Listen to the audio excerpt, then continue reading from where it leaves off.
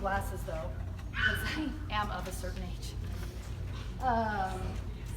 Okay, so U.S. Air Force officer, so I thought that was super cool, so I am not, thank you for your service. He is the president and CEO of New Shepherd Films, which does like positive entertainment, which we don't see a whole lot of. And he's involved, he works with the whole part of the project, every kind of person. And what this doesn't say in here is he's also Catholic. So I put those two things together and I thought, wow, he's like our man on the inside, right? So he can tell us what they're doing and how we can be better informed so we can make better decisions about what we and our families are watching. So I am completely done talking, and now it's all on you. Thank you so much, Jim. Thank you. Yeah. Thank you.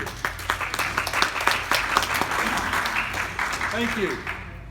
First of all, good morning. Can everybody hear me okay? Please say yes. I hate microphones. Second of all, this is going to be somewhat interactive. If I ask a question, I would really appreciate at least one answer, preferably multiple, because if I don't get one, I will stay here until I do. What I want to talk to you today about is being safe in a foreign land. But before I do that, let me ask you a question. Can you name the attributes of God? Yes. Name an attribute, somebody. Holy. Grace. I'm sorry, grace? Mercy. I'm sorry? Mercy. Mercy, grace, mercy. I heard something up here. Holy. Holy, holy, grace, mercy. Love. Sorry? Love. Love. Great one. He is love. Absolutely. What else? Anything else? Life.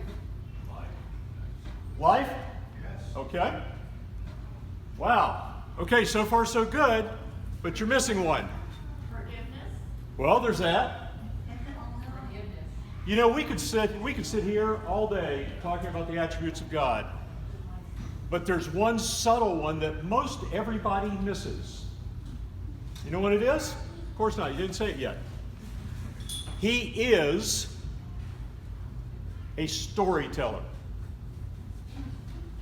Think about it. He's a storyteller. He's not a lawyer. He gave us 10 rules. We proved we couldn't even keep those. What he communicates to us is in the form of stories. In fact, it's been a bestseller for centuries. It's called the Bible. It's full of stories. So there's point one. I want you to remember that. God is a storyteller. Point two, we are made in his likeness. That means we have his attributes. Some of us more than others, okay? Some of us struggle with the attribute of mercy, but we've got it so we can achieve it. Some of us struggle with the attribute of forgiveness, but we all have it. We're made in his image. That means we are all storytellers. It also means that we respond to stories. Okay? You with me on that? So stories are important. They're important to God, therefore they're important to us, and they are part of us. Hold that thought, because I'm going to come back to that. And I apologize, I don't have the little black magic thing here that makes this thing go back and forth, but anyway, I'll work it. Oh, Mom, it's just a movie. What's the big deal? Everybody's seen it. Right? How many of you have heard that? How many of you have said it? Okay? And of course, the typical parent response to that is, well, if everybody went over the cliff, would you go with them? We have 3 kids. At least one of them would say, yep, you bet, I want to see what's at the bottom. Right, Sam? So, let's think about this for a minute. I gotta use my glasses here. There we go. So Mom, Dad, grandmother, grandpa, aunt, uncle, neighbor, let me give you 4.3 trillion reasons this is a big deal. Don't you remember that number? 4.3 trillion. So we're going to talk about being safe in a foreign land. Anybody know what that foreign land I'm talking about is? Media. They're a big part of it. Yes, ma'am, that's a good place. Specifically, entertainment. Okay? That's a foreign land. You need to understand it. When you go traveling, if you go to Mexico, you're going to hear somebody say, don't drink the water. You're going to Mexico, don't drink the water. The implied thought here is perhaps that it's safe to drink the water everywhere else.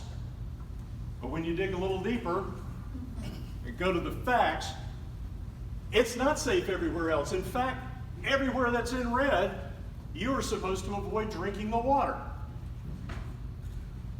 Be careful when somebody says something. You need to look a little bit deeper. That's the whole deal within entertainment. So let me ask you a question. If we care about what goes into us, for example, I'm going to need my glasses for this one. You go to the grocery store and you go buy some food. This is a can of green beans. On the back of it, it has this nutrition fact label on it. It tells me exactly what's in here and how good it is for me, or based on your interpretation, how bad. In here, this says I have green beans, water, and salt. I have absolutely no vitamin D. I have 1 milligram of iron. I have calcium at 27 milligrams, which, by the way, is 2% of what they say I need every day. There's a lot of information here. I go get tomato ketchup. Simply no artificial sweeteners whatsoever. I need Vanna for this part. I get another label back here. Now this one is interesting. This says I have tomato concentrate from red ripe tomatoes. I'm glad they're ripe. Distilled vinegar, cane sugar, salt, onion powder, spice, natural flavoring. I don't know what natural flavoring is, but it's in here. And it tells me it's in here. And it gives me all this other great stuff. Did you know that if you go to the FDA's website and you go look up the requirements to print this label, to put this information on here, to tell you what's safe to go in your body, that document is 132 pages long, describing what this label needs to look like. One might assume that that's important.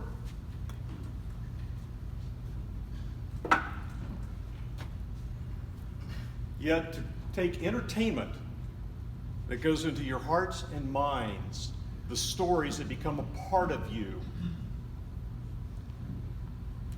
no such document, no such guidance. And I'm going to review the rating system in just a minute. The reason I say all this, oh, by the way, 0 on books. There's not anything out there for that, other than reviewers' opinions. My point remains that if we are concerned about what goes into our bodies, we really need to be concerned about what goes into our hearts and minds. Remember that 4.3 trillion reasons I promised you? I don't know exactly how many people are in here, but you make up part of that 4.3 trillion. You know why? Well, first of all, what about faith-based and family films? What are they and why are they important? Can anybody give me a definition of what faith-based films, or better yet, faith-based entertainment is? What's the definition of a faith-based entertainment? Anybody? Not you, honey, you already know. Yeah, I would say it's full of Christian values. Okay? And leads you to a closer walk with God. Okay. Ladies and gentlemen, she is absolutely 100% wrong. Oh, no. I hate to be wrong. I'm sorry. I am wrong. That is exactly what people think. But that's what we think. You think that. I do. You do. Yes. Most everybody in here does. Most people in the consumer marketplace think that.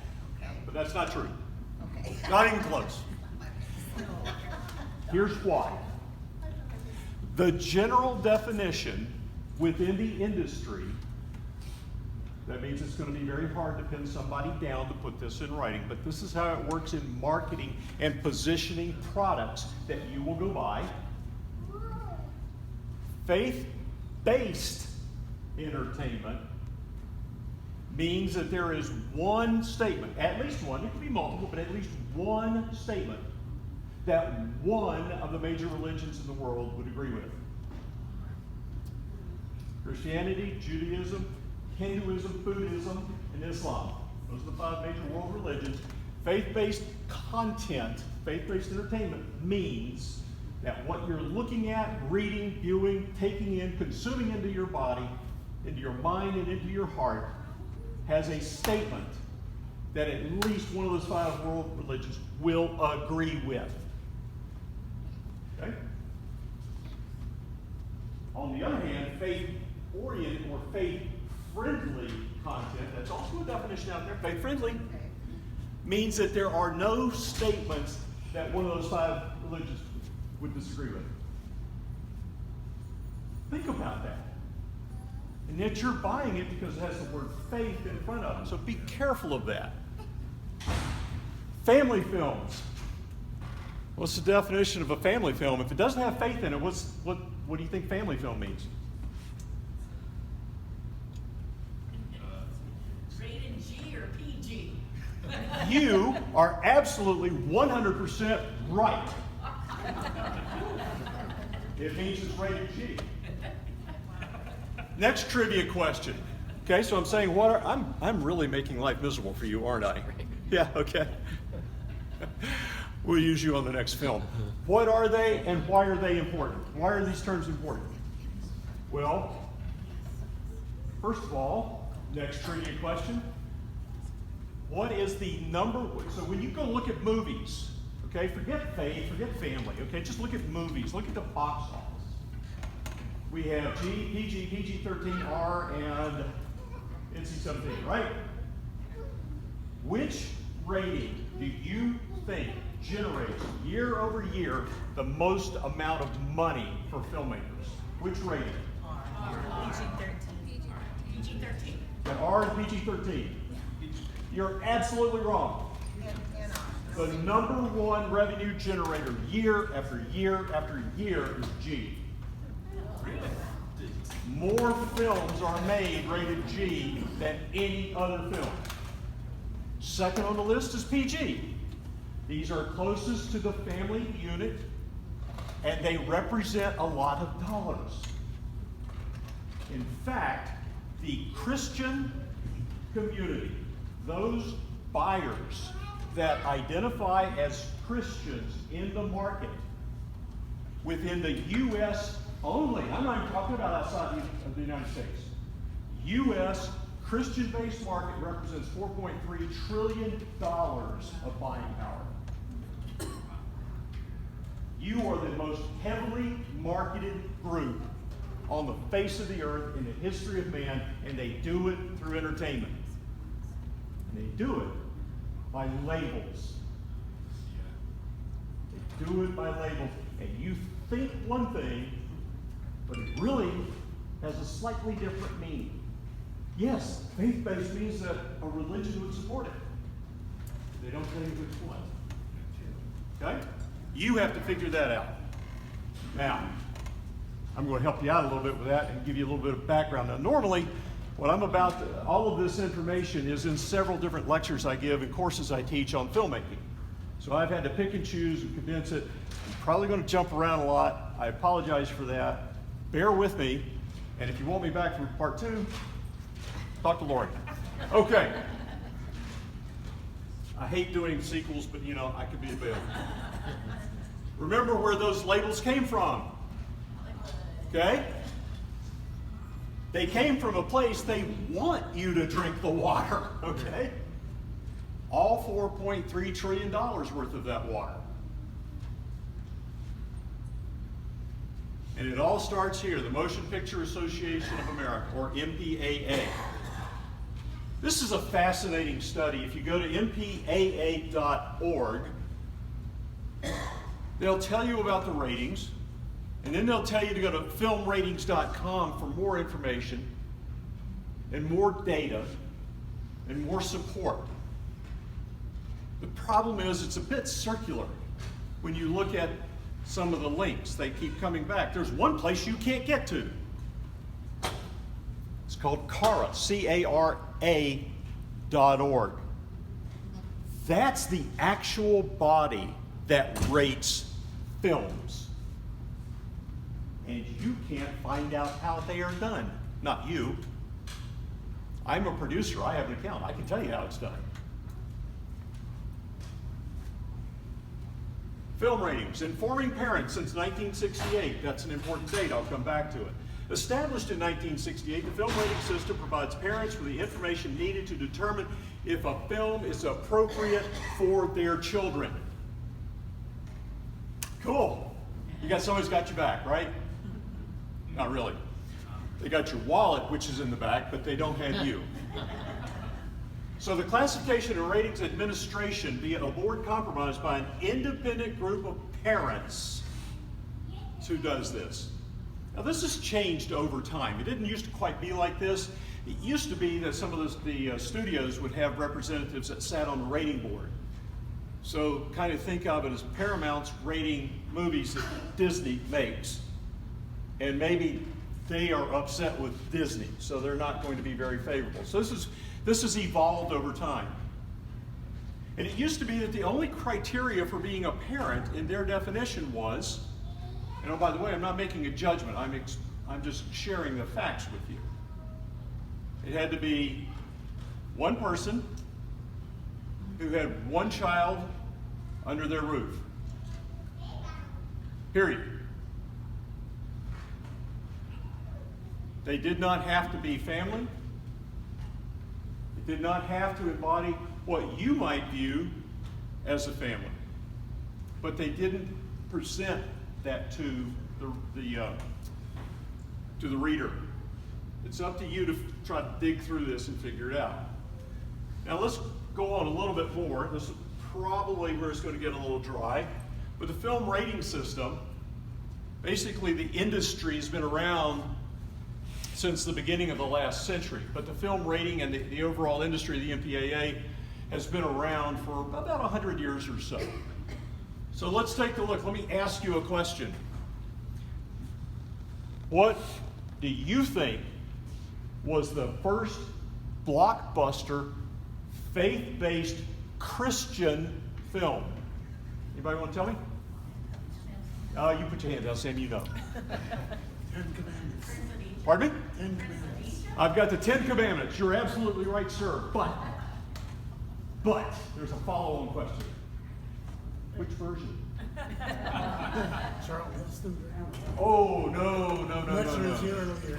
Black and white. You're talking about Cecil B. DeMille's Yeah. The 10 Commandments, came out in 1956. Cecil B. DeMille did the 10 Commandments in 1923. How many knew that? Yeah, I know my family. Good. Okay, so we got a winner here. It was silent, black and white. You know, the music, the organ playing in the background. Okay. That was the first blockbuster. That movie was made in 1923 for $1.5 million. That was a lot of money back then. That movie grossed $4.2 million. That movie was a blockbuster smash when it was released in 1923. Want to know something else? It was a leading moneymaker for Paramount Pictures for the next 23 years. Wow. Don't let anybody tell you that true faith content doesn't sell and isn't accepted by the audience. It is. But when he released that movie, he said, I can do better. I think we can all agree he did with the one that we all know is the 10 Commandments.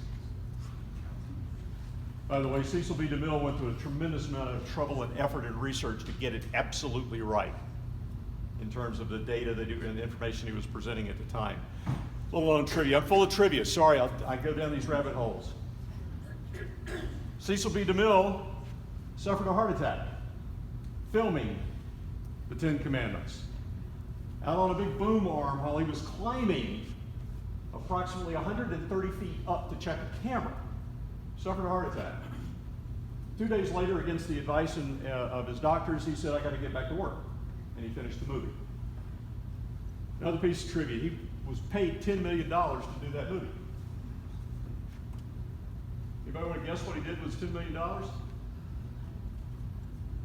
Every single penny went to the Catholic Church. Every penny. Didn't know that, did you? This was during what's called the golden age of Hollywood, which is from the 20s to the early 60s.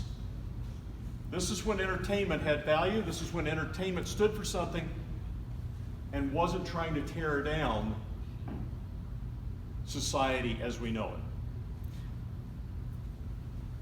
In 1968, the modern voluntary movie rating system is born. Movies are G, M, R, or X. Quickly that changed to G, PG, R, X, and XXX. 5 ratings. Okay? This all happened because in 1952, the Supreme Court decision confirms motion pictures are a form of expression and protected by the First Amendment. Freedom without some form of restraint is going to eventually lead to anarchy. And that has happened a lot within our entertainment industry. Not totally, there's a lot of good people out there. There's also a lot of garbage we've got to be careful of. I'll come back to this. Modern voluntary rating system, 5 ratings. Modern voluntary rating system, 5 ratings. G, PG, PG-13, R, and NC-17. The definitions haven't changed significantly. The letters have, the labels have, your perception thinks it's still safe. So if you look at an R-rated movie today and go, I don't remember that being there when I was a kid, you would be right. Because in between PG and R of yesterday is now PG-13, which contains essentially the rating definitions or the standards that used to be R, they're now PG-13. Okay? So this is why you look at it and you go, I don't think that should be. Junior, don't look at that. Mabel, I can't believe they said that. Close your ears. That's because the rating systems have evolved. They've morphed. They're not the same. But they have the same name, but not the same meaning. And you have to be very, very careful of that. In 2011, I'm going to leave this one up to you to go research this, gentlemen, but how many of you have ever heard of Senator Chris Dodd, Democrat from Vermont? You need to go research this man. You need to go research what he stands for. You need to go research what he did in the U.S. Senate and what his positions are on values that you have. And the reason I say that is because he's left Congress. He's no longer a U.S. Senator. He is, as of 2011, he is the chairman and CEO of the MPAA. I am not a conspiracy theorist, but I'm going to tell you something. There is a book I'm going to encourage, I'll put it up at the end, called Roaring Lambs. It's a really cool book. It's a general plan to radically change your world. It was written by a gentleman by the name of Bob Briner. Bob wrote this book because he came from the media world. And he saw what it was doing to the Judeo-Christian values of our country. And he did a phenomenal study in here. My favorite chapter in here is chapter 4. The box office is closed. I would encourage everyone, I don't care what your faith is, read that. Read chapter 4, the box office is closed. Get a copy of his book. I don't make a dime off of it. This is from my heart to you. You need to understand this. Because what has happened, we as a society have recognized that there's a change or a shift in entertainment, and we want to be safe. We want to make ourselves safe. So what did the Christian community do? People that were Christians or are Christians that wanted to make movies and tell stories started doing that. Problem. Most tell stories that beat you over the head with a scripture and deliver a sermon in a box. The secular world doesn't want that. The secular world will turn it off in a heartbeat, and you will further the divide between believers and non-believers. So as a result, the Christian film community has done a disservice to itself, not deliberately, It was all based on good intentions. Where they've created a subculture, they play to that subculture, and they feel good about themselves. They make money and off they go. Problem. The subculture has isolated itself from the rest of the culture, and as a result, where's the culture going? We have taken our light from that cultural environment. We have left them in darkness. We have disengaged because we want to be safe. And that is not what we're called to do. Yes, ma'am. Okay, so I have a question about that. Yes, ma'am. But how do you go about bringing the light into the film Thank you. industry?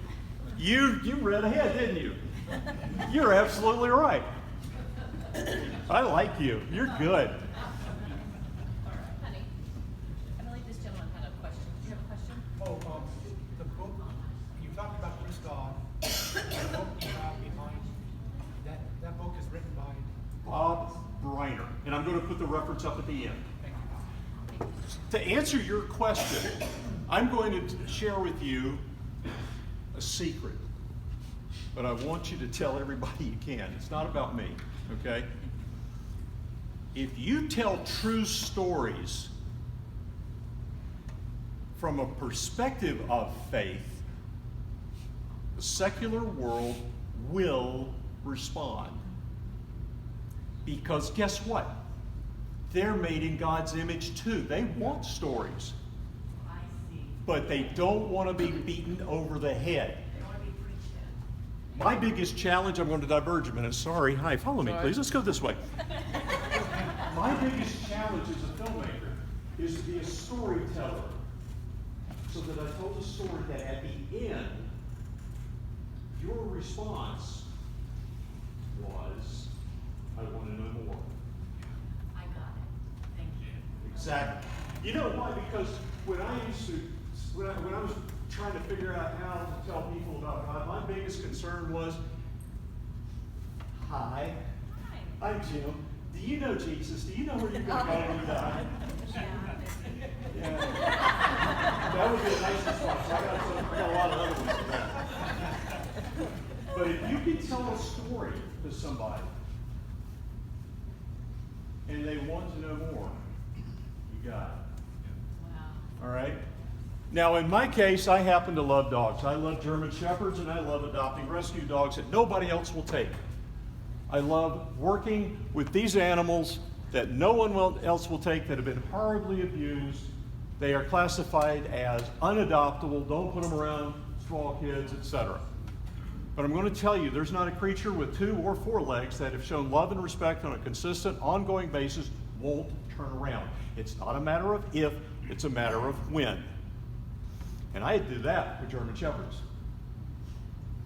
This was my dog. Now, I would come home and regale my family with stories at the dinner table. My wife would say, honey, you need to write those down. I was the ever-obedient husband, said, yes, sweetheart, I will. And then I became kid plus and drove off and forgot about it. Fortunately for me, she finally put a notepad in the car with a pencil and had a little sticky note. I love you. I can't wait to hear about the story. You and Katie. This is Katie. Write it down about the home. I wanted to go home and eat, so I wrote them down. When Katie passed away suddenly, I had the stories. Because people would always ask me about my dog. They never asked me about my faith. They asked me about my dog. I've got a horribly abused dog, but she's so beautiful. How could anybody do that? You just opened the door for me to talk about the sin nature of man. Or any other topic that was appropriate. So how do you witness to people? Facts. You share your life. Be an example. Be a light. Because if you stand there with a bright searchlight and point it in their eyes in the darkness, they're going to do this number. But if you have a candle, they're going to want to come to it. Okay. Didn't mean to go about how to be a Christian filmmaker, but that's neither here nor there. Okay. So moving right along, these ratings do change as time and our society changes. For example, in 2007, smoking is added as a factor in the film rating process. This is all good stuff. The problem is is that behind these ratings, PG, parental guidance suggested. Parents are urged to give parental guidance. May contain some material parents might not like for their young children. Please define that sentence in hard, objective terms. Might, some, may. There's nothing there. It's entirely up to you to be an informed consumer before you pay to see that. Before you separate yourself from some of those dollars that equals 4.3 trillion. It's up to you. So let me ask you, how many of you can tell me now what's in this? I know, ripe tomatoes. Okay? Point being, you probably pay more attention to what goes in your body than what you put in your heart and mind because you're trusting this system. Unfortunately, your knowledge of this system is very lacking and is probably based on what it used to stand for that when you were growing up, not when the little ones are. Well, Jim, what's an alternative? Thank you for asking. Movie Guide, movieguide.org, in fact. Before I tell you too much about this one, let me share one thing about ratings within the MPAA. Number one, it's voluntary. No film shown in the United States, either DVD, digital, or box office, has to be rated. It's entirely voluntary. Point one. Point two, it's viewed by a group of individuals. Okay? So let's say your movie is 2 hours long. You would expect to pay a fee for 2 hours worth of viewing, wouldn't you? I mean, you want your film rated, you want them to say what they think it is, you should pay for that, right? Well, that's how it does work, except for one small thing. The amount of money that you pay has nothing to do with the fact that it took 2 hours to view it. The amount of money that the MPAA collects for those 2 hours is entirely based on how big's the budget for the film. The bigger the budget, the bigger the bill. The minimum cost to get a film rated is $3,000. A Marvel film, $75,000. Same 2 hours. Okay, I know there's 2 hours and 20 minutes, but the point is, same amount of time, different value. So my question is, what's the motivator? To put a descriptor out that informs you, or money? Hint, it's the latter. So, Movie Guide, on the other hand, again, totally voluntary. No one has to submit their films to Movie Guide. But it's a flat fee. It's a small fee. And while not every film is rated by the MPAA, even the biggest filmmaking companies out there, Sony, Paramount, Lionsgate, you name them, they want Movie Guide's rating on their films. They want them. And the reason is because when you go out to their website, movieguide.org, again, that's going to be on a resource page I'll put up in a minute, there are two criterias, or two different levels of review. One is technical quality, and the other one is on content. You can go onto their website and you can see exactly what they are talking about and how they rate the film. This goes on for pages, describing objectively, not subjectively, how they come up with a review. And even the biggest companies want Ted Baer's signature on it, saying what's in their film. Give you an example. Here are two titles. Footprints, Angels Are Real, Some Even Have Fur. Oddly enough, I happen to have that one right here. Or Forgotten Heroes, the Robert Hartsock story. Footprints is basically based on my journey with a very special dog and how we impacted lives. The Robert Hartsock story is a story of the only military working dog handler to have ever received the Medal of Honor. Medal of Honor is something that is generally conveyed because someone demonstrated the Christ-like qualities of no greater love of the man than he lays down his life for another. I, for one, always wanted to know what that looked like. I love dogs, military guy, and I understood what that sacrifice looks like. But what does it take for somebody to do that? So I thought I'd do a story about it. It's a true story. I'm not good enough to make this stuff up. So what do the reviews look like? Well, they both got on the quality, it got 3 out of 4 stars on both of them. I was incredibly honored to get that because less than 25% of the movies that Movie Guide rates gets that high a level. I'm up there with Disney. I was incredibly surprised to get that, to be honest with you. Content, footprints, +4. That's the highest content rating you can get. Biblical worldview, no questionable elements whatsoever, great write-up, matches their rating system, no big deal. Language, there is none. Well, actually, we do speak, but they're talking about that language.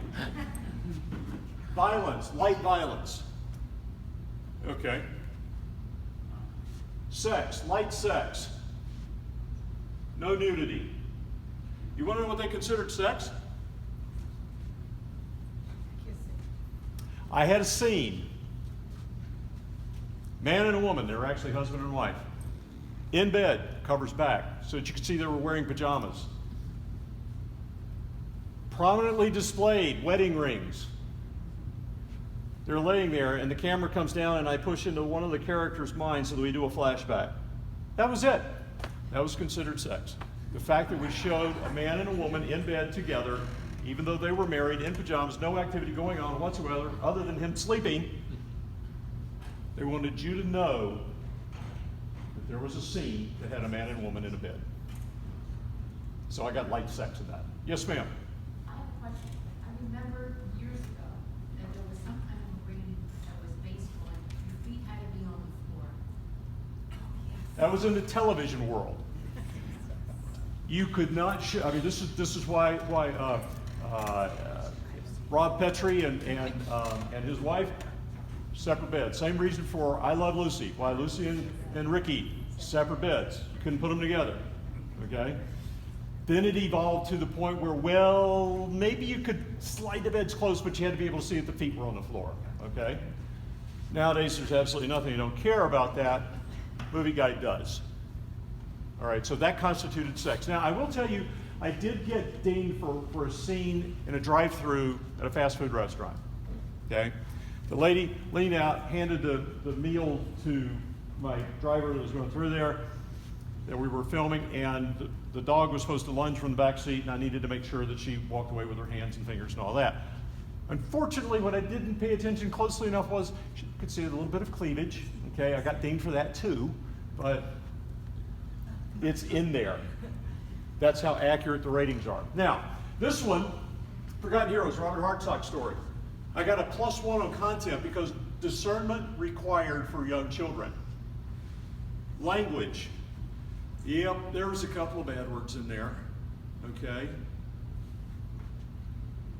But they were interviews. I can't change the words that somebody gives me in an interview. I did cut out a lot, okay? I'll tell you that much.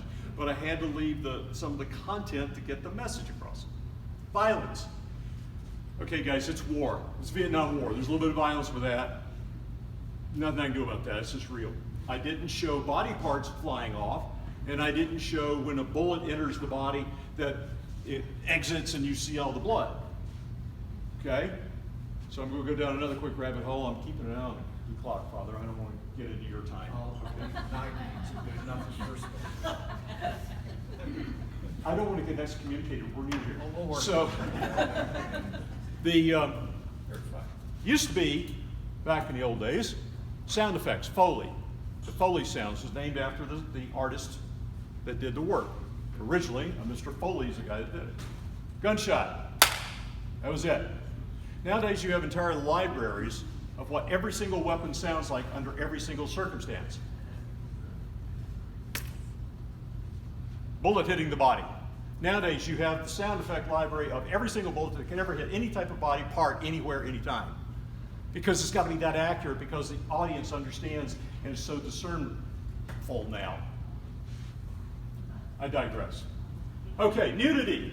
I have light nudity in this one. It's war. There's one soldier who had his shirt off. I have a bare-chested man soldier in his barracks. It's a still photo too, it's not even action. I got dinged for light nudity. Because they want you to understand what the content is that you are about to put into your heart and mind. So if you're looking for an objective rating system, go here. They've got 30 years worth of data. And his industry report, or a report to the industry rather, he reports to all of the major studios, all of the major producers, including the little ones. If we want it, we can get the access to it too, to show what the trends are. The data's there. It's at movieguide.org. So again, why is understanding this all so important? They're just movies, right? Because stories come up right next to you. They sit down next to you. And you let them in. You let your guard down. Because you are story-based creatures. You're made in His image. We communicate through stories. Stories are both written and in pictures. That's why here are the pictures. Here's the written form. We tell stories because I want the message to get out as wide as possible. So I always try to do a book based on the movie. Not everybody likes to sit in a dark room watching a movie. Not everybody likes to sit and read a book. Right, boys? So the neat thing is you have a way to discern what is safe and what's not. It's called Movie Guide. They have an app for your phone, by the way, so you can look up any movie you want, anytime. Now, let me wrap this up. More trivia, more questions. So, how many of you have heard of Alfred Hitchcock? Okay, great. Probably one of the greatest storytellers. And the reason I say that is because Alfred Hitchcock knew better than most producers, better than most directors do. This is the most powerful instrument there is in watching a movie. If I can control this, I got you. A lot of times, particularly when people really knew the work that had been done in the earlier days, if you ask somebody what the most powerful message was, or the most intense movie, horror film, they would typically go with Alfred Hitchcock's Psycho, with Anthony Perkins and Janet Leigh. Specifically, they would reference the shower scene. Yeah, I got some heads nodding here. Yeah. Believed to be, for the longest time, one of the most intense, horrific, violent crime scenes. I would challenge everyone in here to go back and watch that scene frame by frame. You will not see a knife. You will not see blood. You will not see a body. But you will think you did. Because he used light, shadows, which is opposite of light, and sound to convince you that you were seeing something that was never on the screen. Considered to be one of the most extreme, horrific scenes in movie history that never existed.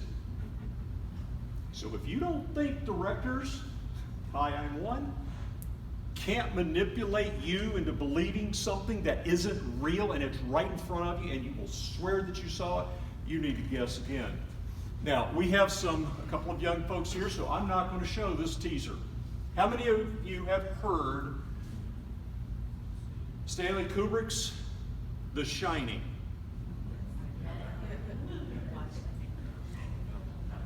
Okay? Starring Jack Nicholson. That is one that is horrendously graphic. Some people get sick when they see it. A lot of people can't even watch the trailer, and the trailer's not even rated. It's horrendous. But we have some young minds in here. I'm not going to show that.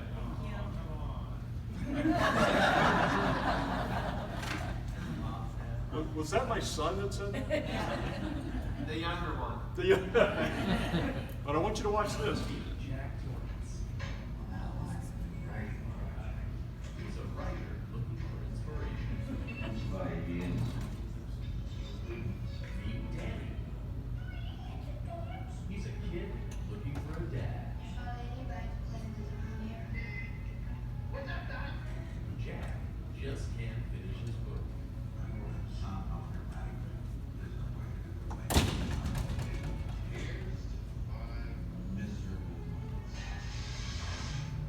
But now, sometimes what we need the most is just around the corner.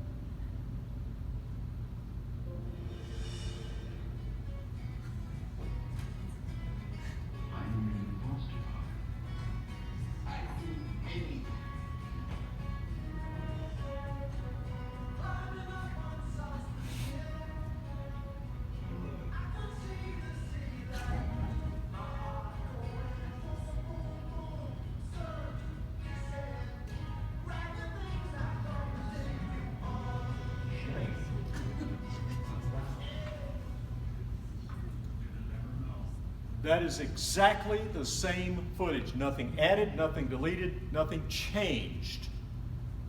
Reordered, put with different music and a voiceover.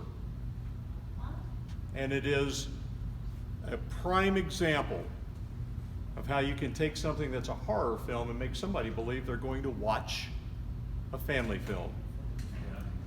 This is why you need to look at Movie Guide. This is why you need to understand the MPAA. This is why it's important, because I'm going to come back to that $4.3 trillion number. The purpose of a trailer is to get you to buy a ticket. Once you bought the ticket, you have separated yourself from the money. The money now goes to the producers. They're happy. You think you're going to get something. And quite often, what you're watching is very, very different, because the trailer is to sell you something. The purpose of a trailer is for you to buy a ticket, buy the DVD, buy the download, whatever. It's to separate you from your money. End of discussion. Whether or not the movie or the story is of any value or what you really want doesn't matter, because we as a society are so hung up on our entertainment, we'll keep switching until we find it. So let me close with this final thought. Let me get out of that. Okay, I'm going to leave this up. Your resources here. You can look at the MPAA.org, filmratings.com, movieguide.org, or roaringlambs.org. I think it's interesting to compare and contrast the facts from the perception. And again, Movie Guide's got a great app that you can use. It's all about the money. Okay, a lot of us in this industry, we're about trying to entertain. We're trying to tell stories for a reason. But you have to understand who those folks are. We mentioned a moment ago about faith-based. This is a faith-based family film. It's Jewish. It's not Christian. It's a great Jewish film. I know the rabbi that did it. It's a cool story. Christians can learn a lot from watching this, because you can learn a lot from your Judeo heritage in this. What's the name of the movie? It's entitled David Mayer. It's a fascinating story. Watch or go check these resources out. If you have any questions, I'm around. You'll see me. Lori knows how to get up with me. I'm usually in here trying to pretend like I'm not eating a donut after service, but I'm around. But before I go, let me ask you, does anybody have any questions about any of this? Any questions at all? Yes, ma'am. I'm sorry? Said, I'm sorry to bring up the subject of homosexuality, and I pray this question doesn't embarrass or offend anyone. But how's the industry label anything that comes from, or does it? Well, it openly embraces that. It openly embraces a lifestyle that is typically not what we would accept or are comfortable with in the Judeo-Christian environment, in their minds. Okay, key phrase there, in their minds. The problem is that they don't understand what Christ's love actually is. Okay? You can love the person, but not love the action. And that's a message that we as Christians are really lousy at communicating, particularly in this industry. Okay? And it is a message, however, that the secular world really wants to promote in order to damage us. And here's one of the other points I want to make. Christian filmmakers have a real problem with producing that quality content. They highlighted the fact that this market even exists to the size that it does. You go out to YouTube, you go to the New Shepherd Films channel, and there's a thing about why New Shepherd Films. There's a little video on there. And it's me. But you'll see me sitting on a stage at Variety Entertainment's request with some of the most incredible individuals. The head of 20th Century Fox, Simon Swart. The head of Sony Pictures, Rich Caluso, good friend of mine, strong Christian. He heads up Affirm Films, which is their faith-based division. And we are addressing an audience of about 500 independent faith-based producers. And I stood up and I said, these guys are all right. You know, they thank them for highlighting the target. This is where the market is. We're going to take our resources and go after that money now. Thank you very much. And I told the guys in the audience here, guys and girls, you're absolutely right. What you missed is, you guys highlighted it, but you can't produce at their quality level. If you think going into depth beyond belief, and the best you can do is put, you know, Uncle Buck and Aunt Peggy in your movies, well, you know what we call that? What? We call it a hobby. You can hear a pin drop in that movie, but it's true. Christians have to approach this as a business and be seen as filmmakers, not as a group of Christians or evangelicals or Catholics or whatever. I got asked on our first movie, does everybody have to be a Christian to work on this movie? No. If you're going to run a camera, I need a good camera person. Okay? If you're going to act, I need a good actor. But I can tell you right now, those of us that are Christian, if we do our job right and we present that image they're going to want it, we'll have some when we get done. Live your life as a Christian and do the best job you can in your career field. That's the point. The faith-based producers that have done that, they're hugely successful. And the last point, I know I'm running out of time, but let me point out Netflix. How many like Netflix? I love Netflix. You know why? Because it's a means of getting my message out. It's a means of communicating a story. How many of you have heard the story or the show Cuties? Heard about that last year? Okay? It's on Netflix. And a lot of people say, we're going to cancel our subscriptions to Netflix. Well, that's kind of stupid. There's a lot of us out there that are trying to get our content there. We need Netflix around to provide that alternative. But there's a lot of Christians that I could not convince of that. In fact, I had one pastor in the church tell me I was naive and didn't know what I was talking about. The reality is you need to support these environments, but tell them what you want. You know what the #1 faith-based episodic series is right now? Done by, exactly, The Chosen, done by a good friend of mine, Dallas Jenkins. Chosen. It is off the charts. The work's done by Kappa Studios, which is a great Christian organization down in the heart of Hollywood. They understand Christian entertainment's important. The secular market just doesn't want to be told that it's important. They want to make that judgment themselves. Good. Shine a light, let them see it. That simple. All right. Are there any other questions? Yes, sir. I just found Movie Guide app. Yes, sir. Put it on my iPhone. Looks like it's pretty good. Thank you. Thank you. I'll let Joe know that. They're down in Camarillo, California, just north of Thousand Oaks. Any other questions, comments? Well, it's 11:15. I got to go, I think. I'm supposed to stop now, so. Thank you very much, everybody. I appreciate it.